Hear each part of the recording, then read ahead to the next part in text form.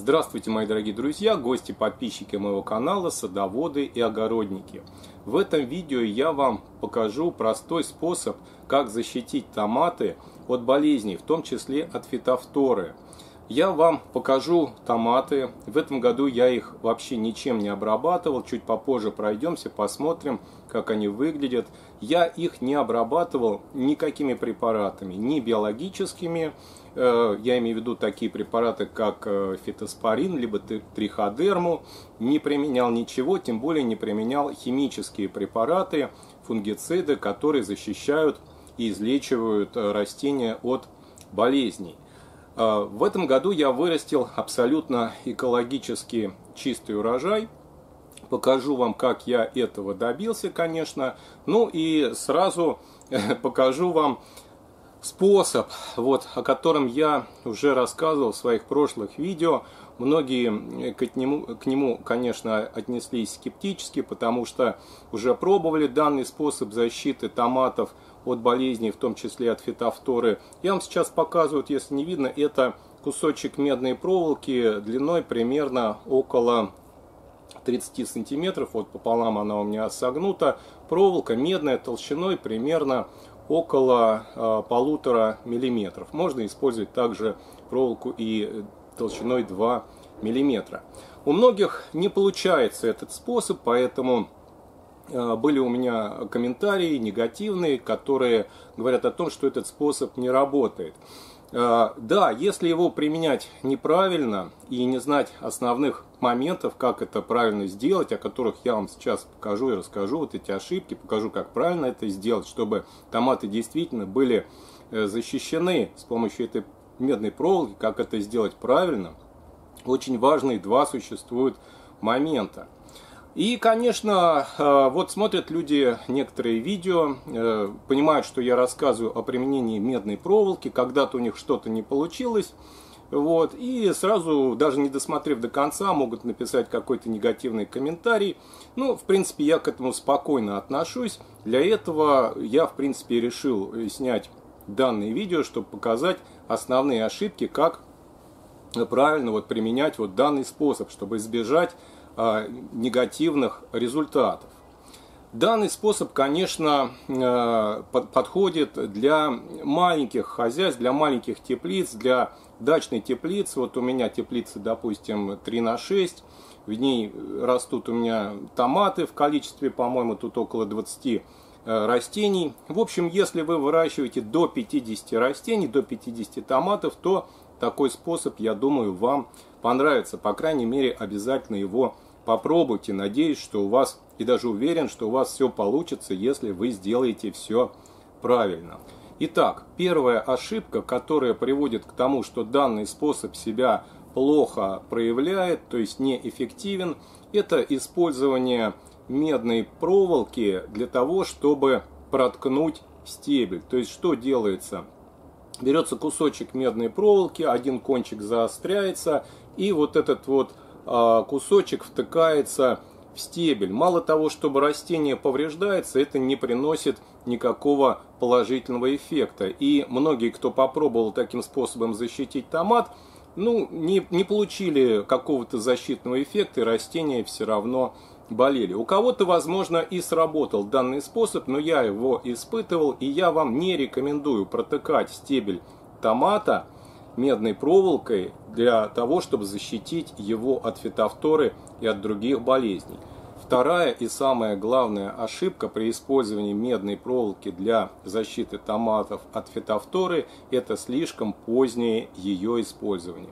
Допустим, человек, садовод, услышал, что такой проволочкой можно излечить или защитить томаты от фитофторы, а они у него уже болеют. Допустим, август, ближе к сентябрю, это самый расцвет фитофторы, по крайней мере в средней полосе, это самое время, когда томаты начинают болеть различными заболеваниями. И человек берет, услышал этот способ и пробует его применить. Естественно, у него ничего не получается, томат как болел, так и продолжает болеть, и в итоге он погибает, и огородник думает, что да, данный способ не работает, и, соответственно, он, если даже посмотрит мое видео, он напишет, что данный способ не работает. Ошибка в том, что этот способ нужно применять уже в июне, когда растения прижились, вы посадили рассаду, рассада у вас примерно уже около метра, если вы выращиваете высокорослые, индетерминантные томаты, как вот это делаю я. Вот это самое то время, когда нужно устанавливать медную проволоку для защиты томатов. Работает этот способ не сразу, он как бы накопительный. Медь должна выделиться в почву вокруг растения. Как это происходит, я вам сейчас покажу. И вот спустя месяц примерно этот способ начинает работать. То есть уже к августу растение будет защищено. Если вы установите эту медную проволочку, когда растение уже заболело, в августе, в сентябре, то, конечно, никакого эффекта, никакого излечения томатов не произойдет. Сейчас я вам покажу, как правильно применить данную проволоку на растении. Так, ну сначала я вам покажу, конечно, свои растения. Вот, смотрите. Пятнышки есть, вот смотрите, на листьях. Но это не всегда болезнь, это может быть просто нехватка каких-либо микроэлементов. В целом растения зеленые, посмотрите, томаты все чистенькие, никакой вершинной гнили на них нет, никаких признаков фитофторы, естественно. Вот так выглядят растения. Давайте перейдем к следующему томатику. Вот смотрите, много плодов я уже снял. Вот созревают томаты. Вот как выглядит лист. Вот посмотрите, состояние растений без обработок. Не применял никаких ни биообработок, ни тем более химических препаратов, фунгицидов на данных растениях не было. Вот смотрите, растение как выглядит. Ну вот есть пятнышко, тут одно небольшое, ничего страшного. В целом томатики все здоровые. Ну, давайте посмотрим теперь, как правильно установить проволочку медную для защиты томата от болезней. Я, конечно, уже показывал в своих видео, как это сделать, но приходится это повторить для вас, чтобы вам было все понятно. Смотрите, самое главное, устанавливаем ее в июне, в средней полосе. То есть это растения уже укоренившиеся, вот на них устанавливаем такую медную проволочку. Два варианта установки, это второй вариант, который показал большую эффективность. Сейчас я вам покажу, как он правильно делается. Я сначала ее сниму, покажу вам ее состояние. Вот за 2 месяца, посмотрите, вот так она окислилась. И вот так выглядит новая проволока. Частички меди, они постепенно с этой проволоки попадают в грунт, когда она окисляется после полива, и таким образом защищают растения. Кроме этого, проволока соприкасалась со стеблем томата и также защищала его от болезней, в том числе от фитофторы. Так, смотрите, как я ее устанавливал. Я покажу вам, используя новую проволоку. Для примера. Я делаю так. Один кончик, вот этот вот, направляю на север. Далее делаю 3 оборота вокруг стебля томата. 1, 2, 3. Вот здесь получилась как бы пружинка, да? Все это на высоте примерно от 3 до 5 сантиметров от поверхности почвы. Вот этот кончик смотрит на север, а второй кончик, который получился, я вот таким образом заглубляю в землю. Он обязательно должен входить в землю хотя бы на 1, а лучше на 2 или на 3 сантиметра. Вот такая установка медной проволоки наиболее эффективна. Это я выяснил экспериментальным способом. Сейчас вам покажу второй вариант установки медной проволоки, который также хорошо работает. Но вот этот способ более эффективный. Второй способ – это установка медной проволоки вилочкой.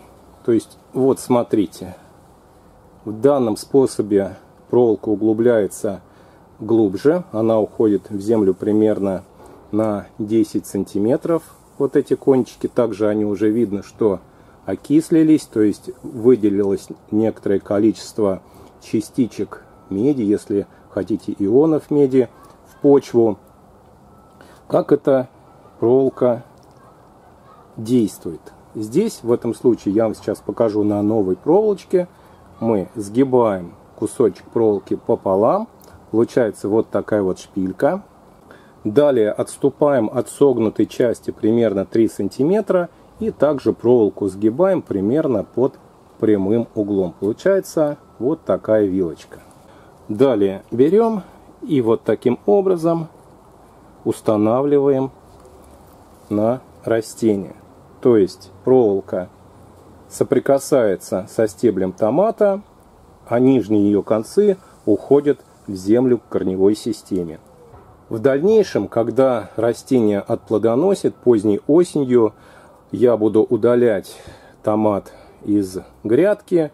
Я просто выдерну стебель вместе с этой проволокой. Это очень удобно. Она не будет оставаться в грунте, она будет удалена, и на следующий год будет поставлена новая проволочка. Хотя, в принципе, можно использовать и старую, но все-таки эффективнее, конечно, ежегодно ставить новую медную проволоку для защиты томатов. Друзья мои, я надеюсь, данное видео было вам интересно и полезно. Если у вас остались вопросы, пишите, задавайте их в комментариях. Также в комментариях можете поделиться вашим опытом выращивания томатов в ваших условиях, как вы их защищаете от болезней, какие используете препараты. Может быть, вы так же, как я, используете кусочки медной проволоки для защиты томатов от болезней. Пишите комментарии, делитесь своим опытом. Большое спасибо за просмотр, хороших вам урожаев!